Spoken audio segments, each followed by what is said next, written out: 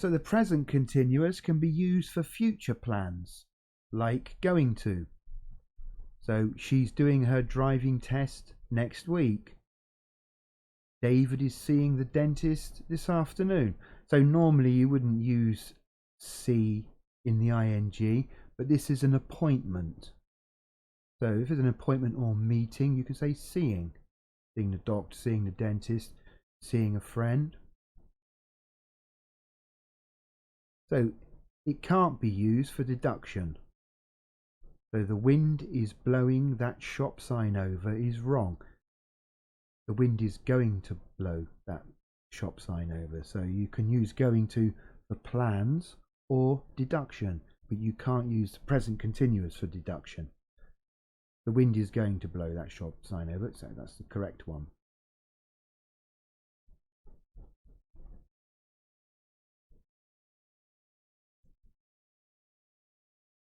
So use going to for plans and will for quick decisions. So going to plus infinitive, will plus infinitive. So I think I'll go now, so that's a quick decision. I'm going to go on holiday tomorrow, so that's a plan. Another example. John phoned while you were at the shops. Really? I'll call him right now. If he'd already known that, he would have used going to. Really? I'll call him now. And he's, well, yeah, I know. I'm going to call him later. We're going to call him now. Okay. So when it's obvious what's going to happen, you use going to. So this is like deduction. Look at those black clouds. It looks like it's going to rain. You're drinking your vodka too quickly. You're going to be drunk. So when you can deduce that something will happen, use going to. Obviously not the present continuous.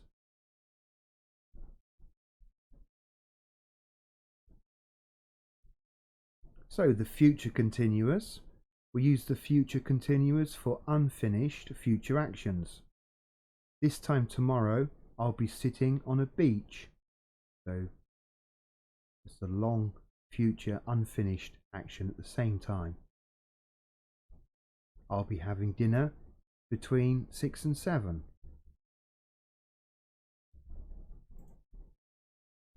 You can also use it for important plans like going to. She'll be arriving at 3 o'clock. I'll be starting my new job next week. So for important plans, we use the future continuous quite a lot.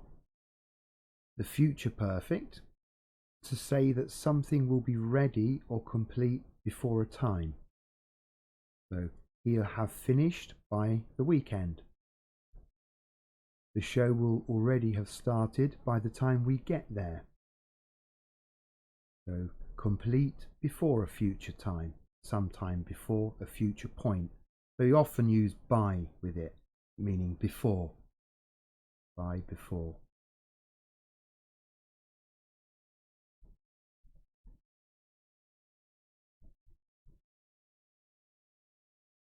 So the past perfect, had plus third form or participle. Past participle. Sometimes we talk about something that happened in the past. Okay, so we've got David arrived at the party. So this is the starting place of the story. So with the past perfect, when David arrived at the party, John had gone.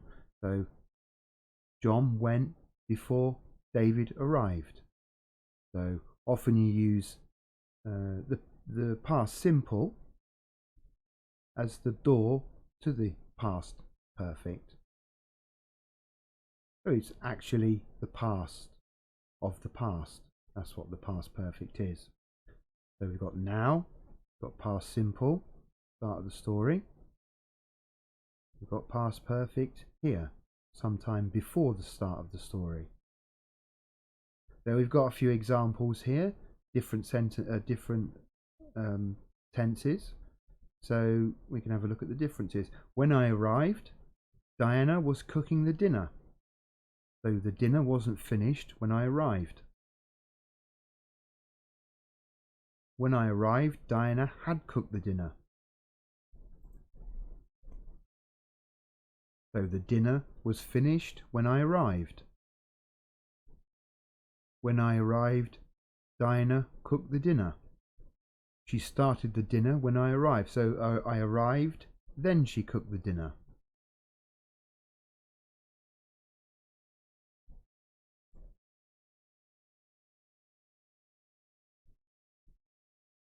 So the present perfect simple versus the present perfect continuous.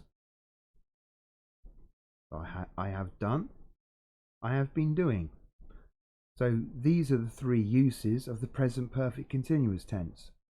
A long unfinished action, a long action that has finished now, a long action that has finished but has a result now. So we've got some examples. I've been doing this for 2 hours. So long unfinished action. It's still continuing. I've been waiting for 30 minutes. Long period. We put the 4 in there. It's just finished now.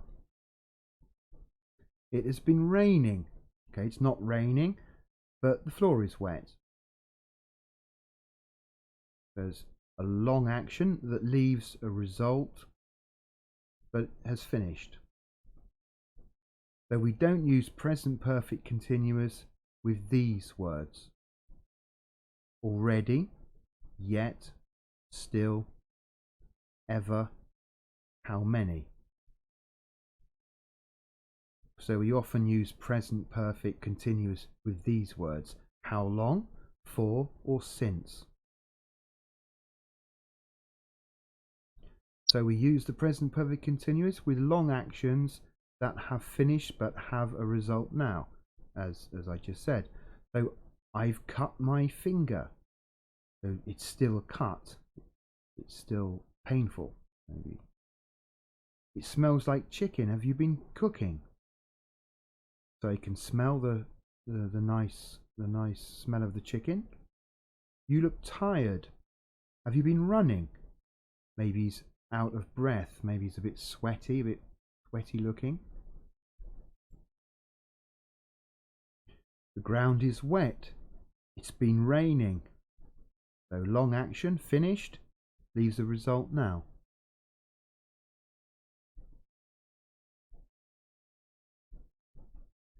So let's compare these examples.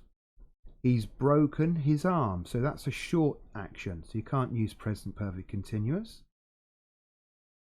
He's been working here for ages. Long period, still working. He's been chopping the carrots for 10 minutes. So lots of short actions. You can use present perfect continuous. Lots of short actions. Generally 4 in the sentence. How long? He's chopped the carrots. So that's finished. A recently finished action. He's been running. A finished action, but he looks tired. He's been reading a book, so I don't know if it is finished. The long action, but I don't know if it's finished or not. If you don't know if something's finished or not, you can use the present perfect continuous.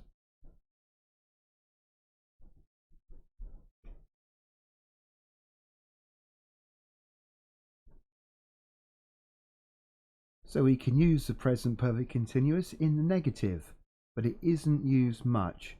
Generally, we use present perfect simple in negative statements. So you can say, she hasn't been working today. Normally we'd say, she hasn't worked today. She hasn't been cleaning the carpets. She hasn't cleaned any carpets or the carpets. He hasn't been listening to any music. He hasn't listened to any music. So sometimes we use it in the negative. It's better just to use the present perfect simple in the negative. So if we use recently or lately in the sentence, both uses of present perfect continuous and present perfect simple are more common. So you can use present perfect continuous in the negative. There is no difference in meaning.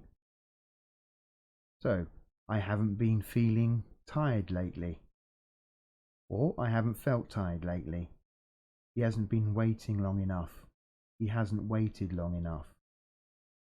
But generally, as I said, normally negative swap to present perfect simple in the negative.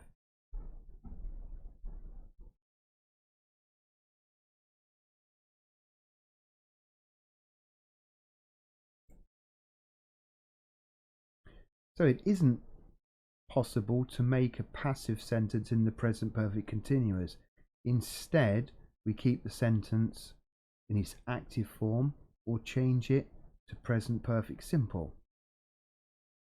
So, Tom has been doing the work all summer. So this shows that he is still working. The work has been done. This shows a finished action. They have been helping Tom this week.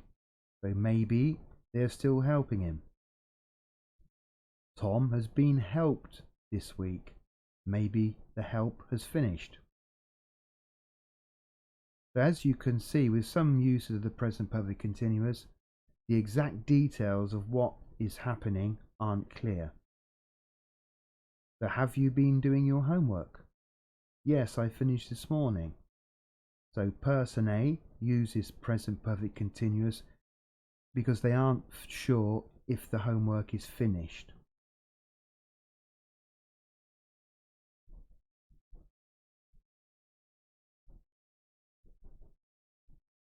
So as I said before, yet, still, already aren't used in the present perfect continuous.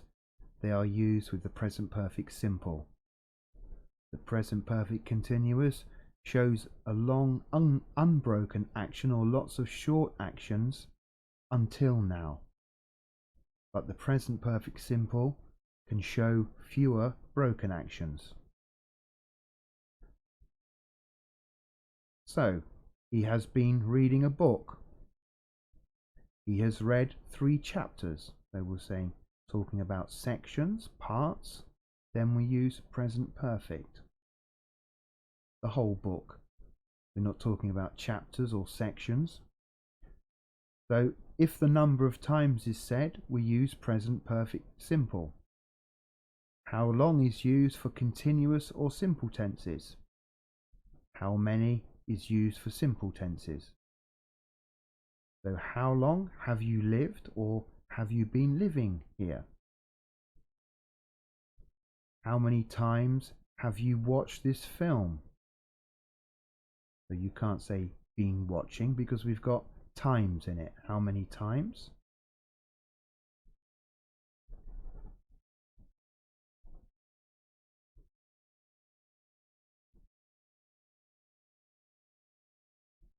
So the past perfect continuous, not used so much, but often used in reported speech. So changing direct speech in the present perfect continuous into reported speech. So basically present perfect continuous, the same rules, but you go back 1 tense. So I've been painting this fence since this morning. Present perfect continuous. He told me he had been painting the fence since the morning.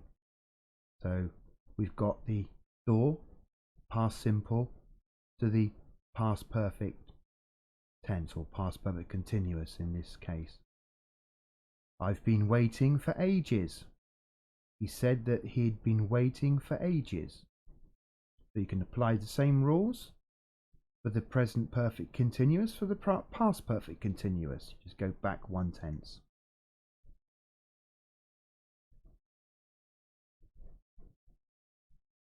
So in this part, this is my personal recommendations. You don't have to follow them. It's just how I used to teach tenses, what tenses I used to teach to which level. So present simple for elementary, past simple, present continuous, will and going to. So the basic tenses. Pre-intermediate, they introduce present perfect, past perfect, and past continuous, future continuous,